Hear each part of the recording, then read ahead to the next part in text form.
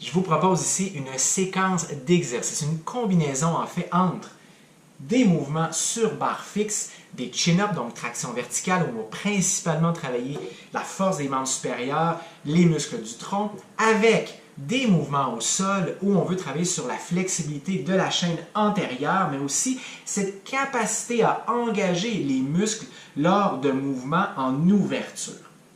Je commence à l'instant avec le premier mouvement avant de faire un chin-up, des chin-ups à la barre fixe. Mes pieds sont au sol, genoux largeur des hanches, je suis sur les orteils. Elles s'engagent dans le sol, donc quand je vais revenir vers l'arrière, je vais accumuler de l'énergie que je vais relâcher pour aller vers l'avant par la suite. Ça fait comme une forme de rebond.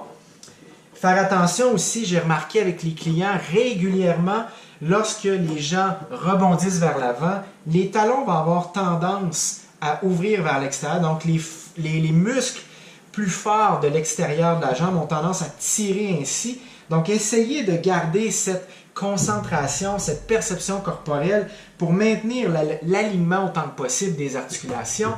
Les mains sont plus devant soi au-dessus de la tête, les bras sont tendus, coudes barrés. Lorsque je m'en vais les fesses vers l'arrière, vers les talons, mon front s'en va vers le sol.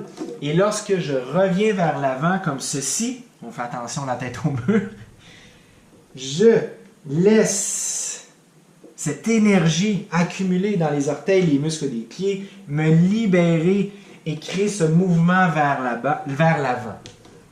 Donc ainsi, un truc, assurez-vous de bien pousser aussi volontairement. Soyez conscient de vos gros orteils pour justement maintenir autant que possible l'alignement des articulations des membres inférieurs et ainsi de suite pour une quinzaine de répétitions. Par la suite, on s'en va. Main comme ceci sur la barre fixe, pronation, et je vais faire une série sous-maximale.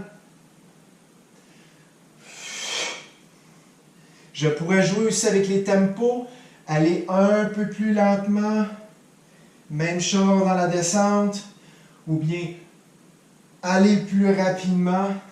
Ça dépend de ses compétences actuelles, selon aussi le nombre maximal que vous êtes capable de faire. Essayez d'aller entre 60 et 80% de vos capacités. Deuxième mouvement qu'on va faire, c'est l'arc en yoga. Donc, je suis sur mon ventre, ici. Je ramène mes talons vers mes fesses. Je viens prendre avec mes mains au niveau des chevilles environ, début du dessus des pieds. Je commence la tête, le front au plancher, comme ceci, et je relève en activant les muscles posturaux, les muscles de mon dos pour dégager la poitrine. Donc, ce n'est pas la position statique de l'arc en yoga, mais plutôt une position, un mouvement actif, dans ce cas-ci, pour les besoins de la cause. Et plus ça va, plus je suis capable d'engager. Je ne tire pas avec mes mains. Ce sont mes pieds qui poussent dans mes mains et qui me servent à engager légèrement les muscles devant des cuisses, les muscles quadriceps, qui me permettent d'ouvrir toujours un peu plus. J'en fais encore là. 10 à 15. Cette fois-ci, main supination, pompe vers moi. Même principe ici.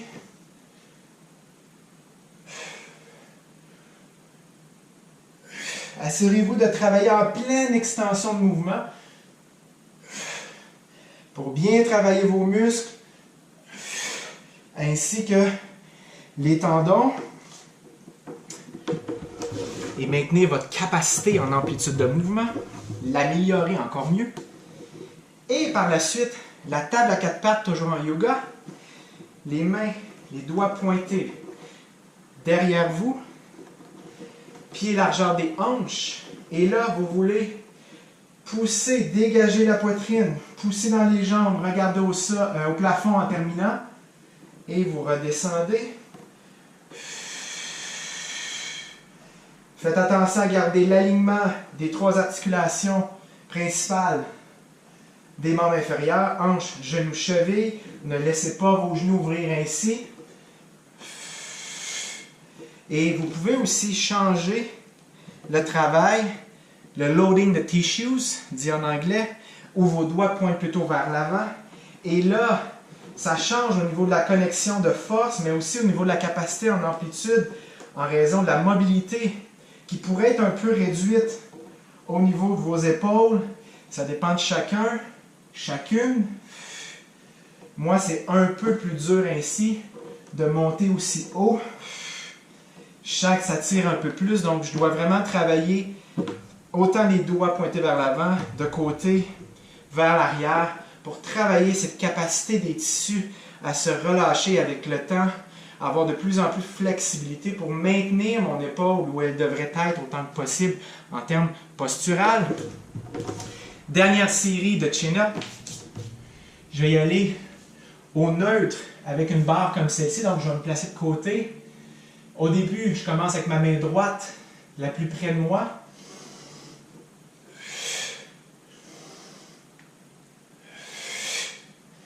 Ainsi de suite. Et là, en raison de mon cadrage et de l'expérience vécue, je vais me tourner ici, je vais mettre ma main gauche maintenant près de moi. Je ne veux pas aller de ce côté-là, c'est plus large. Il s'agit d'une fois qu'on n'est pas focus et je vous laisse imaginer ce qui se passe.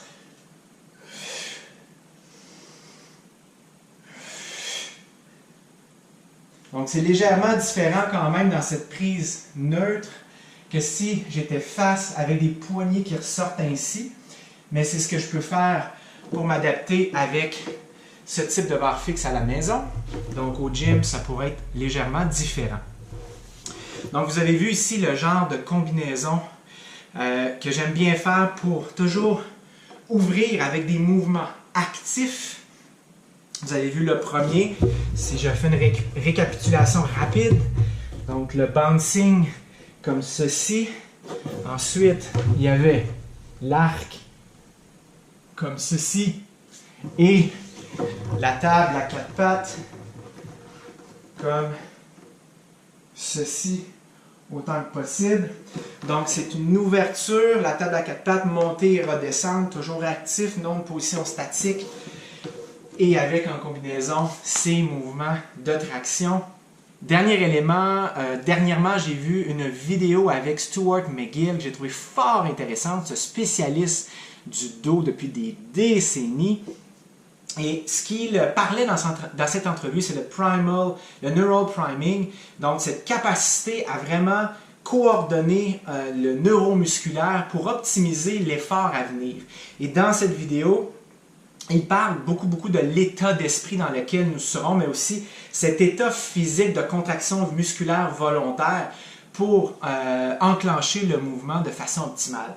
Et donc, dans ce cas-ci, avec la barre fixe, avec des chin-ups, c'était ça justement dans l'exemple, c'est d'arriver à bien serrer la barre, de vraiment maximiser sa capacité là, à fermer sa main fermement sur la barre, tout contracter les muscles de l'avant-bras, du bras, de l'épaule, du dos. Même chose même au niveau des jambes. Donc ici, j'avais un croisement au niveau des chevilles environ.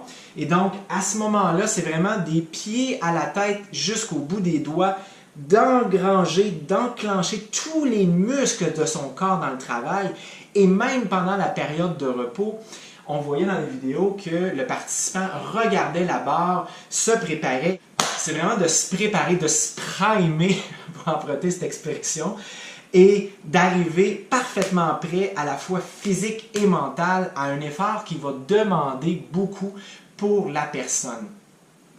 Si jamais ça vous intéresse d'en savoir davantage sur les sujets explorés dans cette vidéo et partagés, à savoir le volume versus l'intensité, ou bien Stuart McGill avec son neural priming, sachez que j'ai pris le temps dans cette description sous la vidéo d'y inclure les liens vers les entrevues en question. Donc à ce moment-là, vous aurez tout le loisir de prendre votre temps d'en apprendre davantage en les écoutant. Je vous propose ici une séquence d'exercices. Je vous propose ici une séquence d'exercices sur barre fixe. En fait, on va faire quelque chose. Ah ouais, le montage. Trop dur.